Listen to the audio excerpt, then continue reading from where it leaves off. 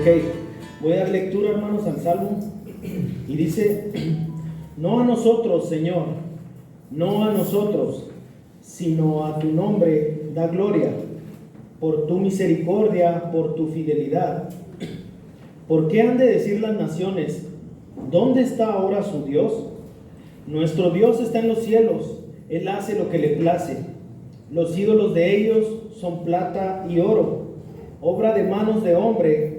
Tienen boca y no hablan, tienen ojos y no ven, tienen oídos y no oyen, tienen nariz y no huelen, tienen manos y no tocan, tienen pies y no caminan, no emiten sonido alguno con su garganta. Se volverán como ellos los que los hacen y todos los que en ellos confían. Oh Israel, confía en el Señor, Él es tu ayuda y tu escudo. Oh casa de Aarón, confíen ustedes en el Señor, Él es su ayuda y su escudo. Los que temen al Señor, confíen en el Señor, Él es su ayuda y su escudo. El Señor se ha acordado de nosotros, Él nos bendecirá, bendecirá a la casa de Israel, bendecirá a la casa de Aarón. Él bendecirá a los que temen al Señor, tanto a pequeños como a grandes. El Señor los prospere a ustedes y a sus hijos. Benditos sean del Señor que hizo los cielos y la tierra. Los cielos son los cielos del Señor, pero la tierra la ha dado a los hijos de los hombres. Los muertos no alaban al Señor, ni ninguno de los que descienden al silencio. Pero nosotros bendeciremos al Señor desde ahora y para siempre. Aleluya. Vamos a orar, hermanos. Padre, queremos poner este tiempo en tus manos, Señor. Que tú nos dirijas, Dios. Que este tiempo sea bendición para todos nosotros. Que estemos, Señor, con un corazón dispuesto y que estemos, Señor, con una mente que quiere pues ser sensible a este salmo, Señor. Gracias, Dios, por tu palabra, y oramos, Padre, en el nombre de Jesús. Amén. Ok, hermanos, pues este salmo no tiene en sí un título. Es lo primero que podemos resaltar, que este salmo nada más empieza así. No podemos unirlo con otros, pero aquí empieza y empieza con esta afirmación de no, así.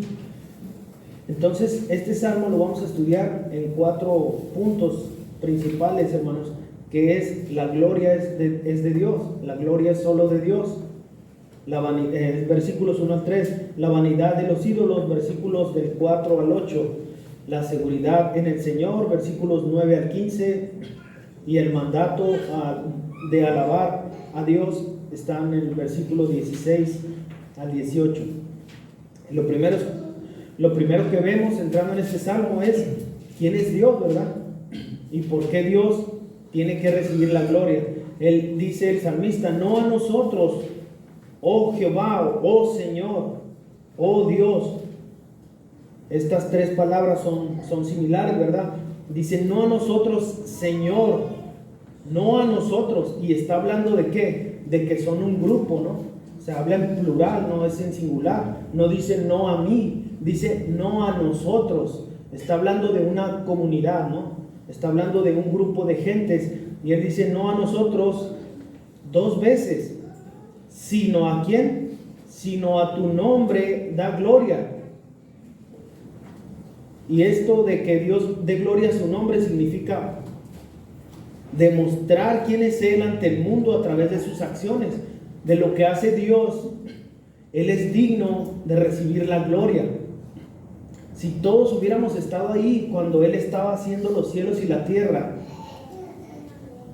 si toda la humanidad pudiera estar ahí, por un segundo regresáramos cuando vemos que Dios está formando ahí toda la tierra, el cielo, todo lo que hay, yo creo que todos lo alabarían.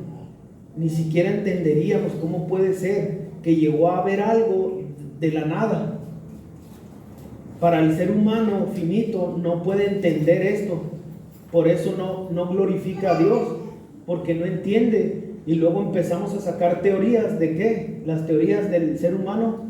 el Big Bang. ¿Se han escuchado esta teoría?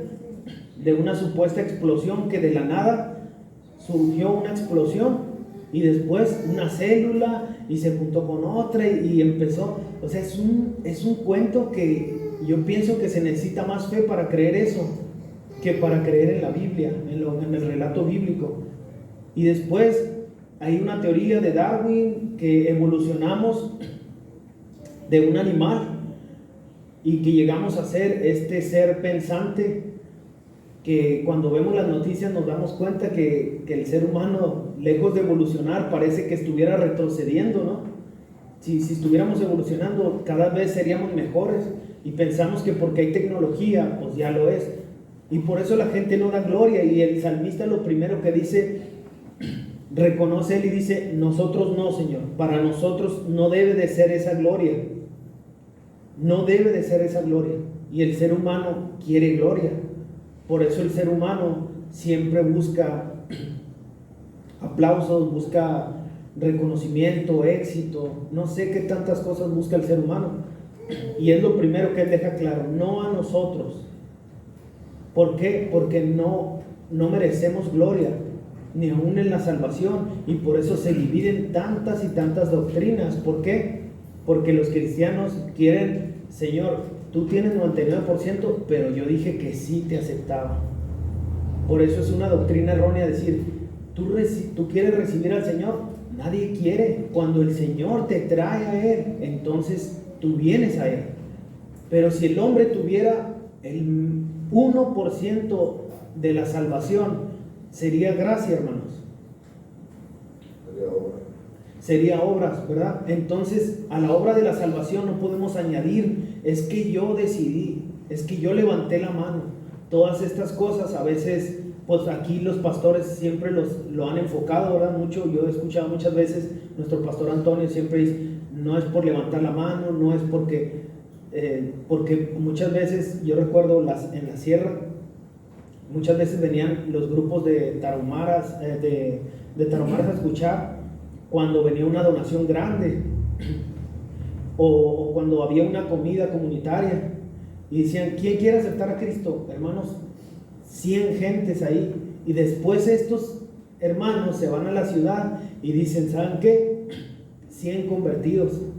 ¡Wow! ¿Por qué nadie convierte gente ahí en la sierra? Y estos van y en una sola comida 100 gentes. Y esto no es así. Pero el ser humano a veces aún en la iglesia quiere gloria, y es lo que el salmista dice, no a nosotros, oh Dios, sino ¿a quién? Sino a tu nombre, ¿verdad? Da gloria por tu misericordia y por tu fidelidad, porque Dios esas son sus acciones, ¿verdad? Su amor, su fidelidad es lo que lo hace a Él merecer la gloria, hermanos. Y por eso nosotros glorificamos a Dios. Por eso nosotros, cuando venimos el miércoles de oración, agradecemos a Dios. ¿Por qué? Por su misericordia, porque Él es fiel y nos cuida, porque nos provee. Esa es la forma en la que agradecemos a Dios, y nosotros vivimos una vida de adoración a Él. Y después el salmista dice, ¿por qué han de decir las naciones, ¿dónde está ahora su Dios? Y esto refleja una burla que muchas veces las naciones hacían hacia el pueblo de Dios. Cuando le iba mal, dicen, pues ¿dónde está su Dios? Y a veces se le querían venir encima. Yo me acuerdo del libro de Josué, cuando están conquistando la ciudad de Ai, vienen con menos gente, pero no se había dado cuenta el pueblo que Acán había robado, que había tomado algo del anatema, y que el va y lo esconde en su tienda. Y después este pueblo de Ai vence a los israelitas, y al día siguiente que vienen, ya cuando se arrepienten o la vez que regresan, otra vez dicen, no, van a huir otra vez porque nadie los ayuda, vamos, y los quieren acabar, pero esta vez les ponen una emboscada y les ganan. Entonces esta era una burla que muchas veces se usaba para decir, ¿dónde está su Dios? Era un cuestionamiento, y era parte de la incredulidad de los pueblos paganos, ¿verdad? Que estaban en contra de Israel. Y las posibles causas, hermanos, eran de esta burla o de este cuestionamiento, era probablemente que porque Dios no es un Dios visible y el ser humano quiere ver algo. El ser humano no vive por fe, vive por vista. Desde pequeños nos enseñan, ahorita platicar con los hermanos, yo tenía una estatuilla así que andaba cargando por todas partes, y desde pequeño te enseñan, aquí en México, no, este es tu Dios, y pues uno crece adorando cosas, ¿verdad? Entonces era parte de las posibles causas que las naciones vecinas, como los de Babilonia, los egipcios, los filisteos, adoraban dioses, pero dioses, ¿cómo eran sus dioses? ¿Qué forma tenían? ¿Tenían forma de qué? Animales, de hombres, pero eran formas físicas, ¿verdad? O sea que se podían ver. Y para ellos era un Dios el que podías tú ver, aquel Dios que tenían, por ejemplo, los filisteos, Dagón. Eran estatuas gigantes, podrían ser de oro, de plata, de madera, de todo tipo de piedras, y ellos los podían tocar, y ellos los podían sacar a pasear, como hasta la fecha hacen algunos.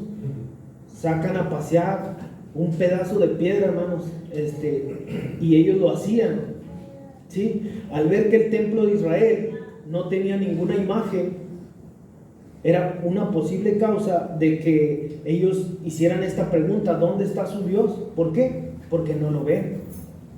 Y como ellos tenían sus estatuas, entonces ellos pensaban que el Dios de Israel tenía que tener una forma como física, pues, que se viera.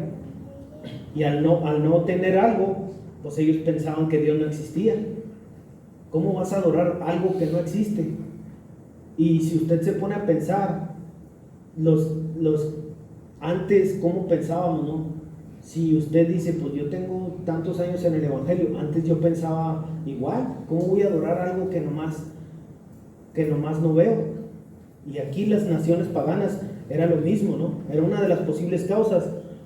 Otra, hermanos, pues que muchas veces cuando sufrían derrotas, pues esto era falta de un Dios, porque todas las naciones llevaban sus dioses a las batallas, y la nación que ganaba, pues porque traían un Dios, le atribuían las victorias a esos dioses, ¿verdad?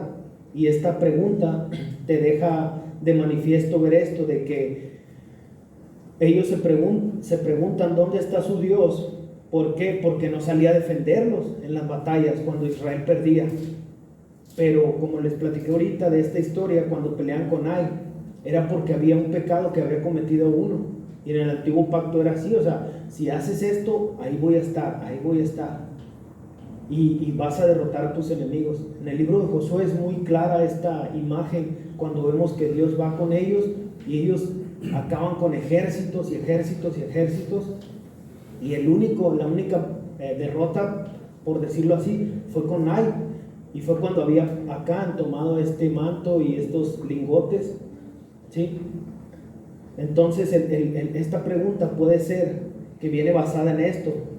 Y también vemos que cuando el salmista escribe esto, está usando un argumento muy sabio, ¿verdad? Es un argumento donde le dice a Dios: Señor, no nos rescates por nosotros, por algo que nosotros hicimos, sino, ¿por qué?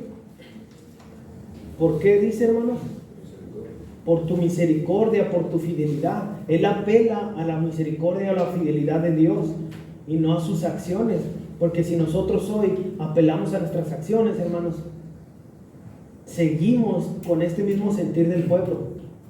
No a nosotros, Dios, no a nosotros, sino a tu nombre da gloria, por tu misericordia, por tu fidelidad.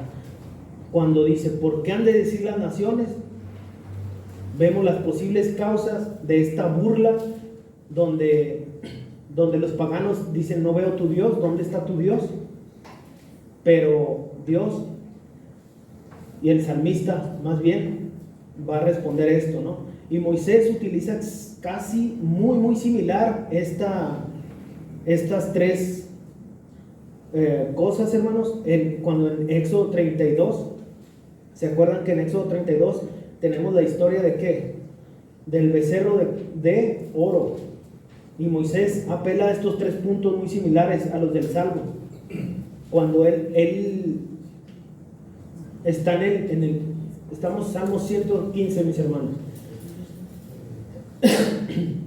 Y estamos viendo que el salmista dice aquí este cuestionamiento de los pueblos: ¿por qué han de decir ahora dónde está su Dios?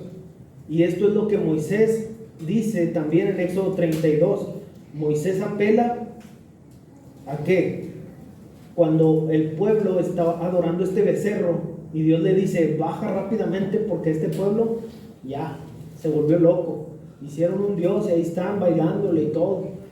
Y baja Moisés y Dios le dice: yo voy a destruir este pueblo. Y Moisés se pone enfrente y dice: Señor, ¿qué van a decir los egipcios? ¿Que nos sacaste para destruirlos? Y prácticamente le dice: por amor a ti, Señor, no lo hagas. Y vea que Dios le dice a Moisés: ándale, al cabo yo voy a hacer de ti que una nación. Pero Moisés, por encima de ese honor y de ese beneficio, él prefiere ceder. Y él dice: no, ¿cómo van a decir esto los paganos? Que tú sacaste a tu pueblo para destruirlo aquí en el desierto. Y vemos algo muy similar a lo que en este salmo nos está diciendo, ¿verdad?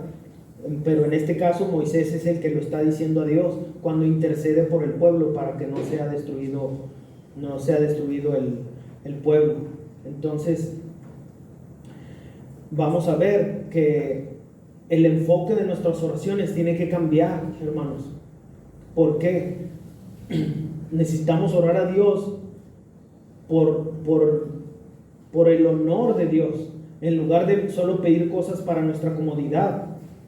Sáname, Señor, necesito. Nomás estamos como el banco yendo y metiendo la tarjeta y queremos puros beneficios. Nosotros tenemos que más bien cambiar este chip, hermanos. Tenemos que pedir que vean su poder para que Dios sea glorificado, para que Dios sea glorificado en lo que Él hace en nuestras vidas, no nomás por nuestra conveniencia, ¿no? Entonces tiene que cambiar el enfoque de nuestras oraciones, hermanos. Tenemos que apelar más bien a sus promesas. Cuando fallamos o estamos en crisis, podemos recordar el carácter fiel y misericordioso de Dios. A eso debemos apelar, sabiendo que cuando Él dice por amor a su nombre, no es por algo egocéntrico, ¿no? Es porque su nombre es fiel, porque Él es fiel, porque Él tiene misericordia, y a esto es a lo que apelamos. Él actúa por amor a su propio nombre y no porque nosotros seamos perfectos, sino porque Él es perfecto. Más bien, hermanos, tenemos que manejar el éxito con humildad y no pensar que la gloria es para nosotros cuando conseguimos algo, ¿sí? Decir no a nosotros también, como el salmista. Es importante que nosotros en nuestras oraciones digamos esto al Señor: no a Esteban, Señor, la gloria. Esteban hizo esto, que el otro no a mí, porque yo nada más soy un siervo del Señor, yo nada más estoy sirviendo al Señor. Cuando alcances una meta, cuando recibas elogios, aplausos, cuando cumplas tu estudio, no sé, cuánta gente cuando tiene éxito se olvida de Dios. Y esto no debe de ocurrir, hermanos. Esto no nos debe de ocurrir. Cuando nos ocurre un éxito, debemos nosotros de decir: no a nosotros, Señor, sino a tu nombre, la gloria. ¿Sí? Tenemos prácticamente que redirigir el éxito, atribuírselo a Dios y decir: no a mí, Señor. Lo que yo hice, lo que yo logré, lo que yo aquí tengo es tuyo, es para ti la gloria, Señor. El salmista responde de esta manera: nuestro Dios está en los cielos. A esta pregunta, ¿dónde está su Dios? Pues dice el salmista, nuestro Dios está en el cielo y Él hace lo que le place. Y no es algo, aparentemente se puede ver algo de orgulloso esta declaración, pero si ahí dijera Esteban hace lo que le place, eso sería orgulloso, hermano.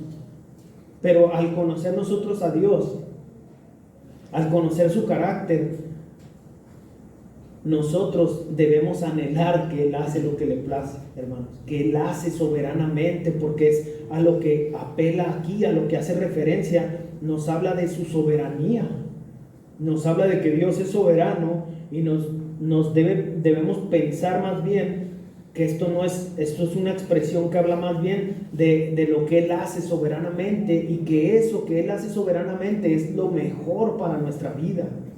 ¿Cuántas veces nos quita algo y decimos, es que Señor, oramos para que esto que yo quiero se cumpla, y cuando no pasa nos entristecemos, pero a la vuelta de la esquina nos damos cuenta que era lo mejor? Qué peligro, hermanos, qué peligro que yo tuviera a lo mejor 5 carros, esto, lo otro. ¿Por qué? Porque yo iba a confiar en eso.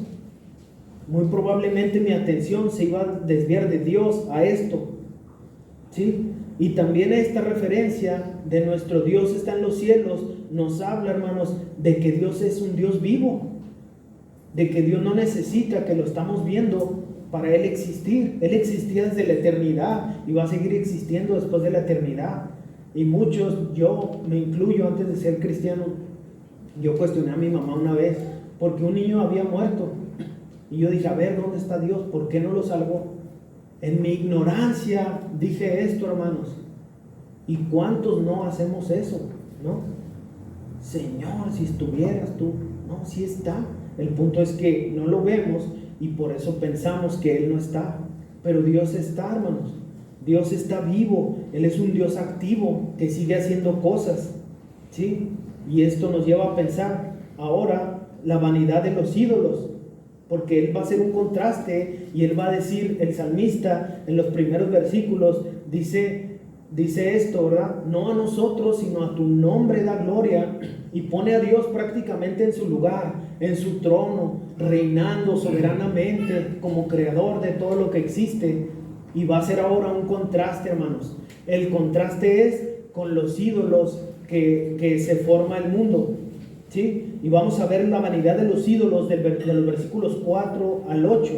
¿Alguien quisiera dar lectura, hermanos? Versículos 4, Salmo 115, versículos 4 al 8. Los ídolos de ellos son plata y oro, obra de manos de hombres. Tienen boca, mas no hablan; tienen ojos, mas no ven. Al 8. Sí, al 8, mi hermano, por favor. Orejas tienen, mas no oyen; tienen narices, mas no huelen; manos tienen, mas no palpan; tienen pies, mas no andan; no hablan con su garganta. Semejante a ellos son los que los hacen, y cualquiera que confíe en ellos. Así es. Vemos ahora este contraste de ver a Dios soberanamente reinando, haciendo su voluntad, porque un rey hace su voluntad. En la actualidad ya no existen muchos reinos, pero en los reinos, el reino está como el presidente aquí, queriéndole arreglar la vida a todo el mundo, dándole explicaciones a todos. Él está gobernando, es un soberano, pero Él no gobierna egoístamente. Claro que en la imperfección de los seres humanos, pues puede ser así, pero un buen rey, hermanos, por eso se establecieron los reyes, y Dios mismo pone el primer rey, y vemos el rey primero que pone es un rey malo. Y por eso empiezan a pensar que todo, ahorita pensamos que si tenemos un rey, se oye hasta orgulloso. Pues que se cree que es nuestro rey. Pero cuando Dios se muestra como nuestro rey, hermanos, es que muchos no lo reconocen así. Muchos prefieren al Salvador nomás, al que me rescató. ¿Por qué? Porque Él da nomás, da salvación, da perdón. Pero cuando hablamos de un Señor, de un rey, a un Señor tú vienes a servirlo, a ver qué puedes hacer, no vienes nomás a pedir. Entonces cuando el salmista hace ese contraste, pone a Dios en su trono y dice: nuestro Dios está en los cielos gobernando soberanamente. Ahora vamos a ver a los ídolos en los que las naciones están confiando, y estos ídolos, hermanos, tienen forma física, y lo vemos en estos versículos del 4 al 8, y el salmista recuerda que los ídolos son obra ¿de qué? De manos ¿de quiénes? De los hombres. Esto expone una contradicción, hermanos, y es muy marcada la contradicción para ver que el ser humano, la criatura pretende fabricar con sus propias manos un Dios que se parece a él, un Dios que lo toma de la tierra, muchas veces cuando lo hace de oro, porque pensamos que de oro sí me ayuda a lo mejor, porque es un metal que vale, y nos colgamos aquí un Dios. Lo saca de la tierra con sus propias manos, le da forma física, y luego ¿qué hace? Se arrodilla ante él, ante algo que inferior, es algo inferior al ser humano. ¿Por qué? Porque el ser humano está creado a imagen y semejanza de Dios, y ellos piensan, aquí en el Salmo nos dice que son dioses, pero no es así. Estas estatuas o estos monitos que ellos hacían, ya fuera un animal, ya fuera un dragón o lo que fuera, no son Dios. Y él dice, o va a marcar la evidencia total de la falta de vida, que no tienen vida. Él va a dejar claro y dice, él menciona 7 partes del cuerpo, menciona la boca, los ojos, las orejas, la nariz, las manos, los pies y la garganta. Es muy específico el salmista en mencionar todo esto. Demuestra que aunque los ídolos tienen la apariencia humana o física, pero tienen esta apariencia de un ser vivo y carecen de completa función. Con lo que tienen no hacen nada. Tienen la nariz, pero no les sirve. Tienen la boca, no hablan. Tienen todas estas cosas, pero no sirven de nada. Están paralizados, tienen sus pies, pero no pueden andar. Son mudos, son ciegos, son sordos. Como la canción. Pero lo que dice el salmista después dice: el que confía en un ídolo, ¿qué pasa? Y es un dicho muy común: en lo que confías, en eso te conviertes. Y es semejante a ¿qué? A ellos. El que confía en un ídolo que no tiene vida, pues ¿qué pasa? Espiritualmente está muerto, no tiene vida también. Al depositar la fe en algún muerto, el ser humano pierde su propia vida. Si tú confías en un muerto, pierdes tu propia vida y tu capacidad de razonar correctamente, ¿verdad? Quien confía en ellos se vuelve semejante a ellos. ¿Por qué? Porque tienen vacío, porque no tienen vida, están muertos espiritualmente. Pero nosotros, hermanos, tenemos que examinar nuestros ídolos modernos, por decirlo así, porque hay mucha gente que no cree en ningún Dios, se dicen ateos, y él dice: yo no creo en un Dios, pero aún así sigue teniendo dioses, porque como decía ahorita, el éxito es un Dios que todo el mundo quiere alcanzar. ¿Quién no quiere tener éxito, hermanos? Yo quisiera tener éxito después de esta clase y que dijéramos, que saliéramos con convicción y dijéramos: no, pues es interesante, voy a estudiar este salmo en mi casa, voy a ver qué habla mi vida, ¿no? Y como decía Tim Keller, él decía: cualquier cosa que sea tan central en tu vida que si la perdieras sentirías que tu vida ya no vale la pena, esto es un ídolo. Fíjese lo que dice: cualquier cosa que sea tan central en tu vida que si la perdieras sentirías que tu vida ya no vale la pena. Esto es un ídolo. Para no pensar que nada más esas estatuas, esas cosas que nos puedan representar otras religiones. Si aplicamos este salmo de una manera un poquito más con calma, vamos a ver que para nosotros el éxito es como un Dios. Buscamos aplausos, buscamos elogios. Qué bien, mi hermano. Y aunque es correcto hacerlo también, decir, hermanos, qué bien dirigieron la alabanza, pero cuando ya hacen esto así de decir, sí, ¿verdad? Yo creo que ahí ya el corazón empieza a desviar. No, qué bárbaro, hermano. Una vez una hermana en Krill me dice, oye, hermano, es que cuando usted predica, y yo por dentro estaba casi diciendo, apártate de mí, Satanás. Es que muchas veces ves la vida de una persona y dices tú, pues, si no hay un efecto, porque eso es lo que el pastor quiere, hermano, que hay un efecto en nuestras vidas. No es para decir qué bonito se predica y no, queremos que haya un efecto y que las cosas con las cuales batallamos, que sean vencidas, que avancemos en nuestro caminar, en nuestro conocimiento de Dios. Y eso es lo que tenemos que entender, que el éxito no es nuestro Dios, hermano. La gloria tiene que ir dirigida a Dios.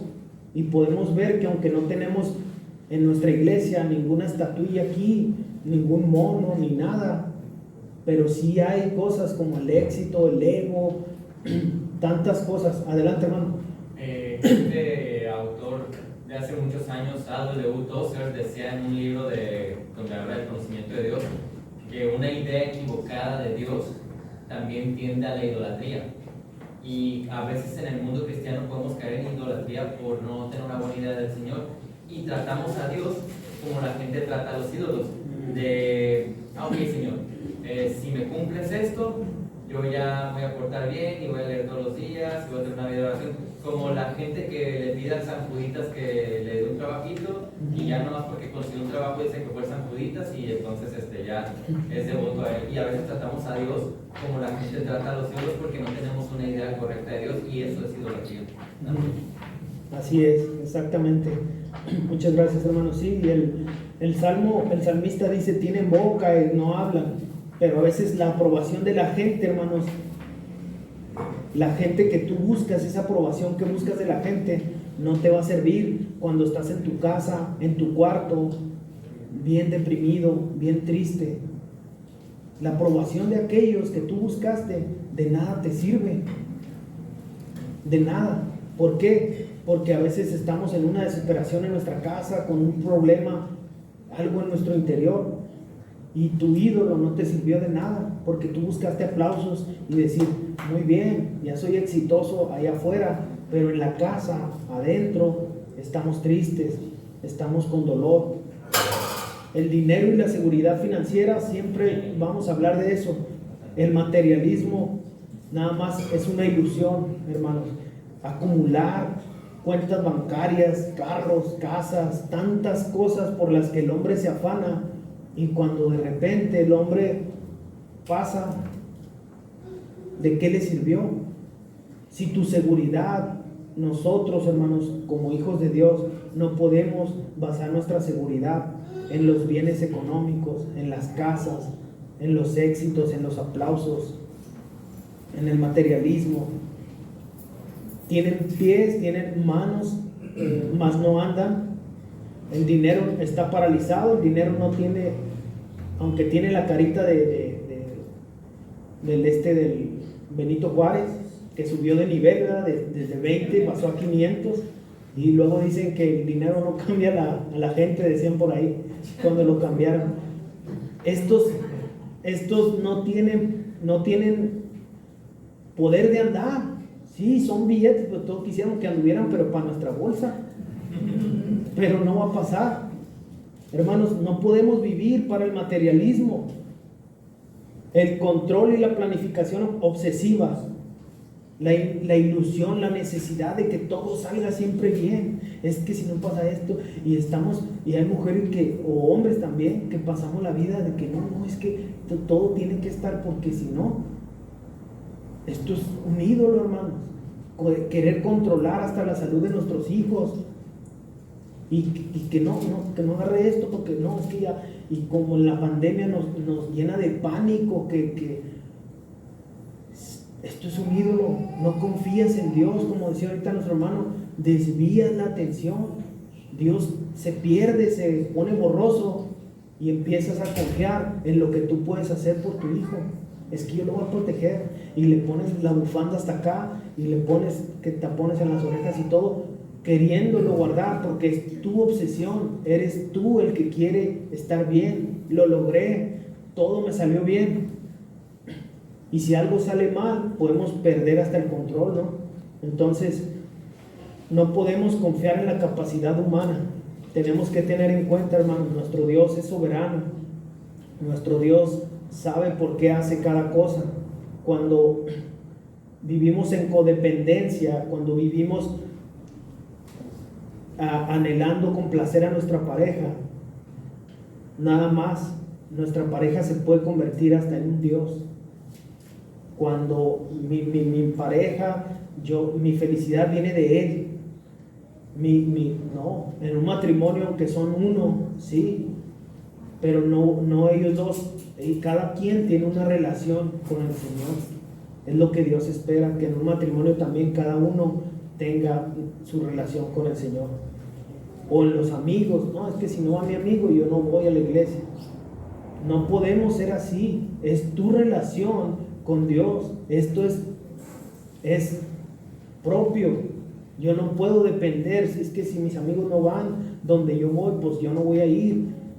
Eso no es tener a Dios en su lugar. Eso es un ídolo moderno que ha hecho que la gente busque likes, que busque corazoncitos, y ahí basa su felicidad.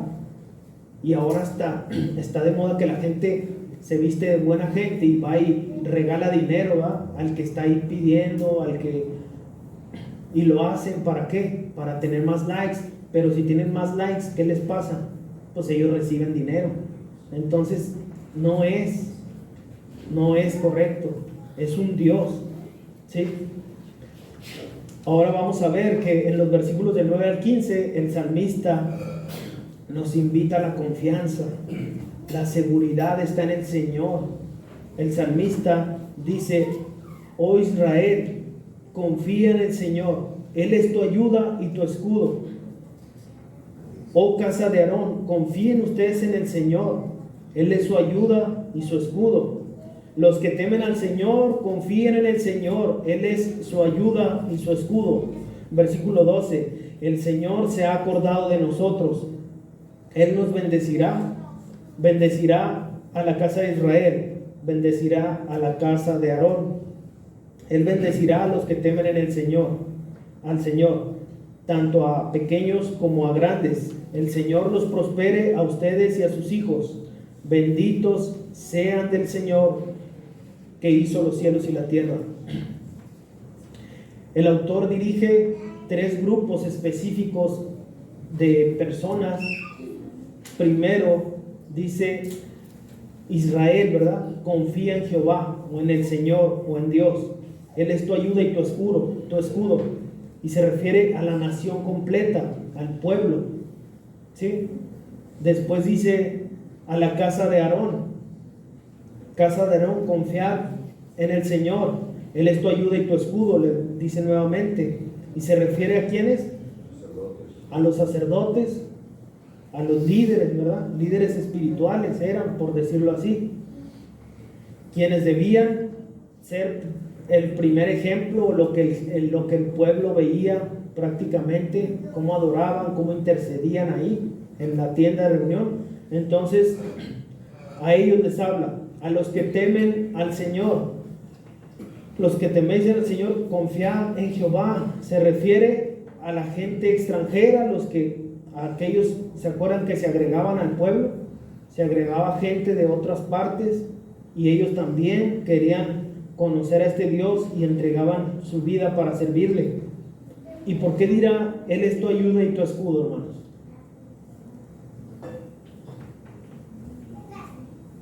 ¿Por qué dice esto, hermanos? Él es tu ayuda y tu escudo. Y en las 3 veces lo dice. A los 3 grupos diferentes les dice: Él es tu ayuda y tu escudo. Y esto hace una diferencia. ¿Se acuerdan el contexto de qué está hablando? ¿De los qué? De los falsos. Entonces hace un contraste y dice ahora, Él es tu ayuda y tu escudo. Aunque no lo veas, aunque tú no veas a Dios, Él es tu ayuda y tu escudo. Y a diferencia de los ídolos que están muertos, de que no tienen vida, el salmista le recuerda y dice, ustedes tienen un Dios que es su ayuda y que es su escudo. ¿Sí? Esos ídolos necesitaban más bien protección. ¿Se acuerdan qué pasa cuando ponen el arca junto a Dagón? ¿Qué pasó, hermanos, en la mañana? Lo encontraron ahí tirado, ¿verdad? Tenía la gente que proteger a sus dioses. ¿Por qué? Cuando los sacaban a pasear, ¿qué pasaba? Ahora todavía lo podemos ver en la actualidad. Sacan un mono a pasear ahí porque no, aunque tiene pies, no puede caminar. Tiene ojos, pero si no lo llevan por donde, o es más, si le rascas poquito, ya ni ojos va a tener, ¿verdad? Entonces el salmista está haciendo una diferencia. ¿Por qué? Porque esos ídolos están paralizados y necesitan que sus propios dueños que los hicieron los cuiden. Pero Dios, hermanos, ¿qué necesita de nosotros? Dios no necesita que lo estemos cuidando. Más bien nosotros necesitamos que Él nos cuide, y es la diferencia con los ídolos.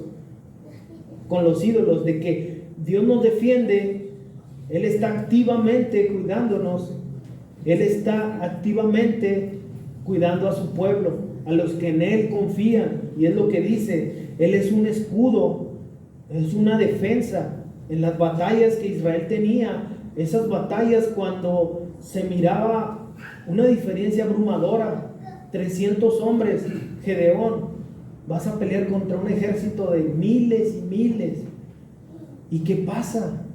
Dios mismo le dice, va a ser con estos, para que no vayan a creer que ustedes, como dicen actualmente, son muy salsas, ¿no?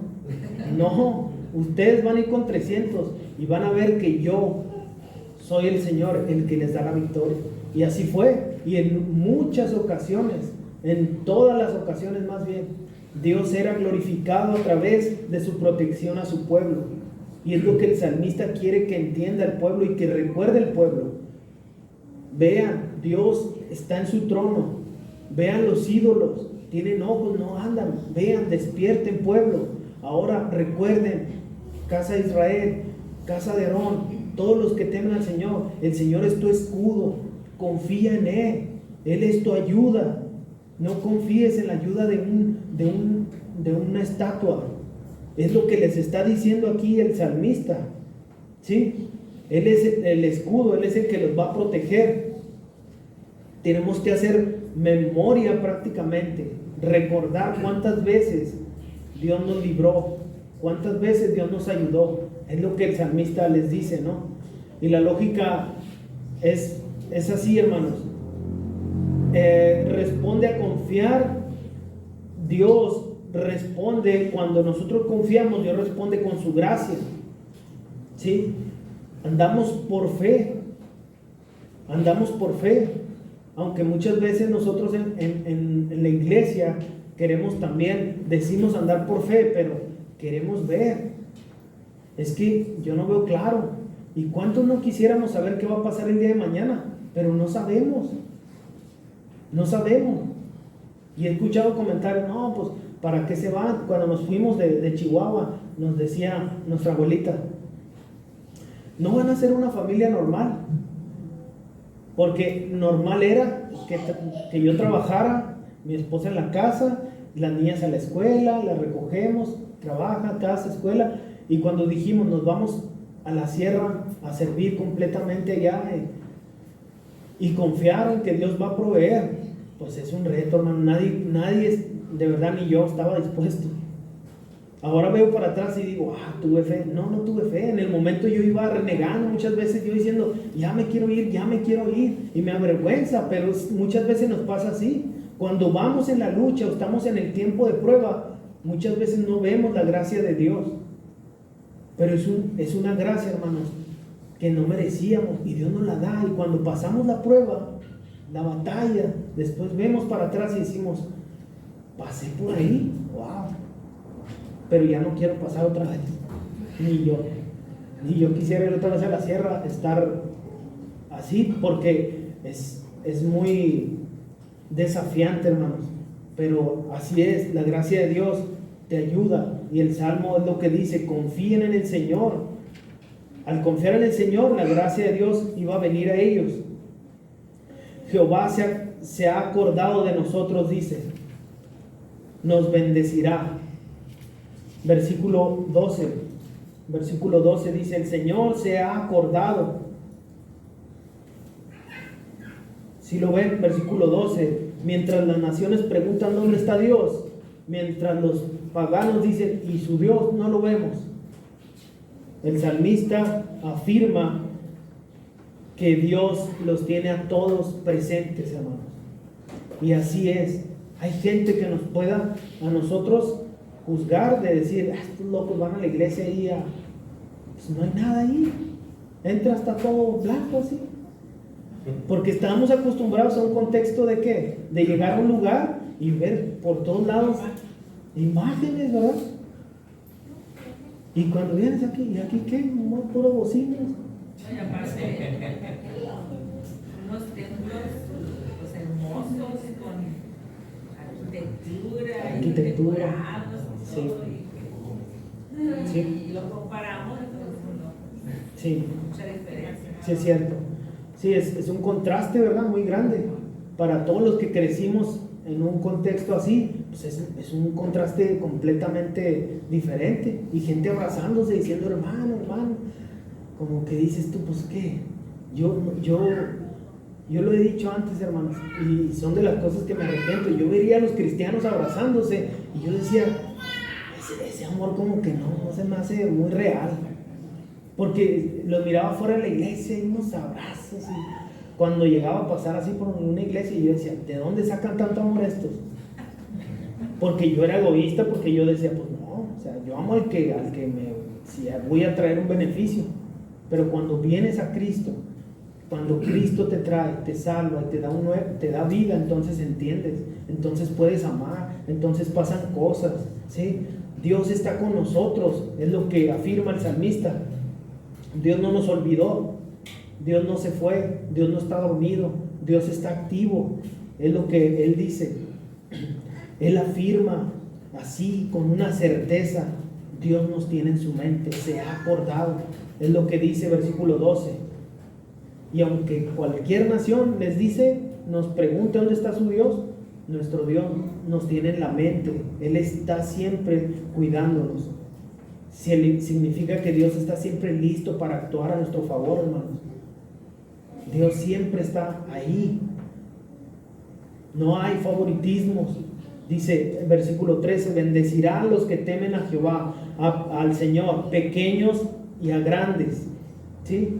Y la bendición no depende de ningún estatus social, ningún color de piel, ninguna riqueza, edad, aún. Dios es accesible, hermanos. Dios ama al que confía en Él, al que Él ha salvado. No importa que sea del lugar que sea, Dios lo va a cuidar igual. ¿Sí? Aumentará Jehová bendición. Después dice, versículo 14, el Señor los prospere a ustedes y a sus hijos. Y después Él da como una bendición, ¿verdad? Lo vemos ahí. Dice, benditos sean del Señor, que hizo que los cielos y la tierra, y llega a una cima muy alta, hermanos, donde dice aquí, el Señor que hizo los cielos y la tierra los va a bendecir. Y esta frase la añade para contrastar lo que vemos en el versículo 4, cuando los ídolos son creados por un ser humano de lo que ya existe, de lo que ya hay, ya sea de madera, ya sea de piedra, ya sea de metal. Esto lo contrasta aquí y llega como a un punto donde dice, ellos son obra de manos. Pero el salmista ahora dice, No confíes en eso. Dios te va a ayudar, y no cualquier ayuda, sino del Creador. El Creador, el que creó ese palo al que tú adoras, al que adoraban o al que adoran las naciones. Ese Dios, el Dios creador del universo, estás siendo bendecido, les dice, prácticamente por el Creador, por el que creó todas las cosas, ¿no? Aquel que creó la materia con la cual otros hacen dioses. A ese te está bendiciendo, ese te va a bendecir, les dice el salmista, ¿sí? Ahí en el versículo 14 y antes 13 dice: Él bendecirá a los que temen al Señor, tanto a pequeños como... Y luego 14: el Señor los prospere a ustedes y a sus hijos. Versículo 15: benditos sean del Señor, que hizo los cielos y la tierra. Destruye todo argumento de todos los dioses paganos que pueda existir. Después aquí está Dios, creador de los cielos y de la tierra. Ese Dios es el que te va a bendecir, y ese Dios, hermanos, es el que nos va a bendecir. Es el mismo Dios, hermanos, el creador de todas las cosas. Y por eso el salmista va a hacer en los versículos 16 al 18 una invitación, un llamado, por decirlo así, y nos va a poner, o nos va a dar la responsabilidad de alabar a Dios. Versículos 16 al 18. ¿Alguien les quiere dar lectura, hermanos? Los cielos son los cielos de Jehová, y ha dado la tierra a los hijos de los hombres. No alabarán los muertos a Jehová, ni cuantos descienden al silencio, pero nosotros bendeciremos a Jehová desde ahora y para siempre. Aleluya. Así es, hermanos, cuando Él dice los cielos son los cielos del Señor, todo lo que existe es del Señor. Cuando esta afirmación la hace como creador, como reconociéndolo, hermanos, esto es para nosotros también una invitación a vivir reconociendo esto, hermanos, reconociendo que la creación entera le pertenece al Señor, pero ¿el qué? Desde Génesis 3 vemos, Génesis 2 más bien, cuando Él entrega la creación, ¿a quién? Al ser humano. ¿Para qué? Para que la administre. Y hasta la fecha, la administración de esa tierra está en manos de ¿quiénes? De los seres humanos. Sí, Dios la controla, claro, ¿verdad? Pero tenemos una responsabilidad nosotros aquí. Por eso insisten tanto en que hay que cuidar la flora, la fauna, todas las cosas que hay. ¿Sí, hermano? ¿Me va a comentar algo? Sí, el planeta, ¿verdad? Entonces Dios nos delegó esto, y Él le recuerda esto, el salmista. El salmista le recuerda esto: la tierra la ha dado a los hijos de los hombres. Sí, Dios está arriba, dice, Dios es el soberano, y aquí estamos. Recordemos nuestra posición. Prácticamente dice, tenemos una misión aquí. Él les dice, Él ha dado la tierra a los hijos de los hombres. No es para desecharla, para malgastarla, es para administrarla, ¿sí? Es para trabajar en el huerto que Dios nos da prácticamente, ¿no? Los ídolos están muertos, Dios está vivo, es el dueño de todo, y nos da a nosotros la oportunidad de estar vivos, y es una oportunidad única que no debemos de perder para alabar al Señor, hermanos, para recordar que Él es soberano, que Él es Dios, que ese Dios no necesita de nosotros que lo andemos moviendo, que lo andemos cargando. No, al revés, Él nos va a cargar en nuestra debilidad, en nuestras flaquezas, o a los que no, pues nos va a cargar como quiera, a todos nos va a poder. ¿Sí? Dios es bueno, hermanos. Por eso el salmista termina así diciendo: los muertos no alaban al Señor. Los muertos no pueden alabar al Señor. ¿Aquí hay algún muerto? No. Tenemos vida, entonces tenemos la responsabilidad. Es lo que prácticamente dice el salmista. Nosotros, al ver que Dios es un Dios real, que está gobernando a nuestro favor, que nos está ayudando, que es nuestro escudo, nosotros bendeciremos al Señor, es lo que dice el salmista. ¿Y cuándo será esto? ¿Cuándo debe ocurrir esto? Desde ahora y para siempre, hermanos. Para siempre, hermanos. Vamos a bendecir al Señor para siempre.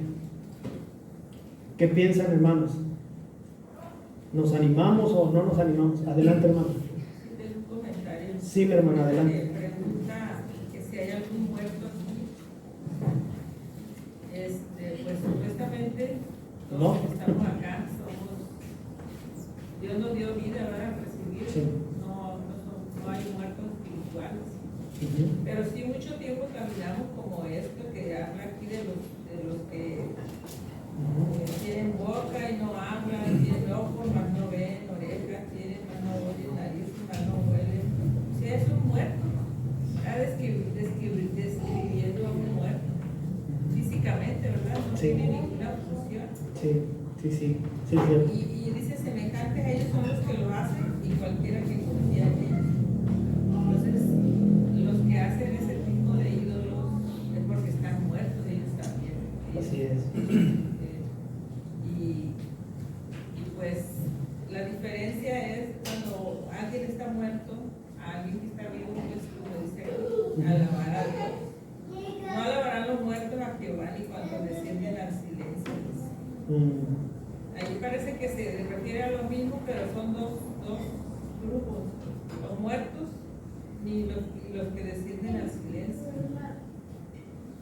Pero nosotros bendeciremos, supone que nosotros estamos vivos y debemos de alabar a Dios. Así Pues es. aquí, desde ahora y para siempre. Amén. Que no se nos olvide. Así Todos es. los días bendecir a Dios, alabarle, porque estamos vivos, estamos muertos. Sí, pues éramos como un ídolo también nosotros, ¿no? Nuestro propio ídolo, muchas veces nos convertíamos en nuestro propio ídolo.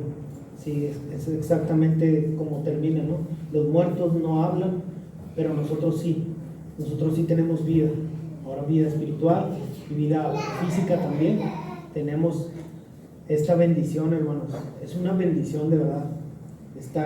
Conocer al Señor, saber que Él nos hizo, que Él nos creó, que Él nos ayuda, que Él es nuestro escudo. Y podemos pensar en estas preguntas personalmente. Puedo preguntarme, yo estoy confiando en algo que no puede salvarme, que no me ayuda, que no es mi escudo. Puedo preguntar esto para mí. O también podemos preguntar como iglesia, ¿verdad? Como aquí el pueblo. La iglesia tiene que ser un testimonio de que tenemos un Dios vivo, un verdadero, pero no nomás peleando contra la gente o debatiendo o así, pero en nuestra manera de vivir. Es en nuestra manera de vivir como comunidad. Es como podemos impactar, como podemos alumbrar allá afuera, ¿no? Y compartiendo también, hermano, proclamando el mensaje de la salvación también. Esa es nuestra misión. Eso es nuestra misión aquí en la tierra, hermanos. ¿Sí? ¿Alguien más, hermano? Sí. Sí, hermano. Ahorita meditando en el Salmo, yo veo un contraste del ídolo y del Dios vivo verdadero. Y nosotros tenemos el Dios que ve. Sin embargo, el ídolo no mira, como usted dice. En cambio, nuestro Dios es el Dios que está pendiente de todo lo que nosotros hacemos. Y para muestra ahí está la vida de Agar cuando se le presenta en el desierto. Sí. Entonces tenemos una muestra visible aquí en la escritura de que Dios está mirándonos y es real. Y también en Mateo 28 al final es el Dios que nos acompaña siempre, porque Él mismo dice que va a estar con nosotros todos los días hasta el fin de los tiempos. Y pues ahí es donde debemos de basar nuestra confianza, ¿no? En la seguridad que tenemos del Dios vivo y verdadero que tenemos, y no confiar, bueno, obviamente si estamos aquí es porque no confiamos precisamente en esas imágenes o ídolos que adoran allá afuera, pero así ser los más reales en nuestras vidas y pues confiar más en el Señor. Y sobre todo, pues asegurarnos de la palabra, que la misma palabra es la que nos va a indicar a nosotros que realmente es el Dios vivo y verdadero. Y ella misma nos testifica de la realidad de Dios en nuestras vidas. Así es, muchas gracias. Muy buen ejemplo el de Agar, ¿verdad? Cuando ella misma dice, el Dios que me ve, ¿no? Entonces Dios nos ve. Y es como le cantamos a los niños a veces, ¿no? Cuidado tus ojitos al mirar, porque Dios arriba está y Él todo lo verá. Y a veces nosotros los grandes no nos damos cuenta que Dios nos ve. Cuando estamos ahí en el teléfono, viendo lo que vemos, no sé, Dios nos ve también. Tenemos que tener cuidado, ¿verdad? Entonces, gracias por sus comentarios.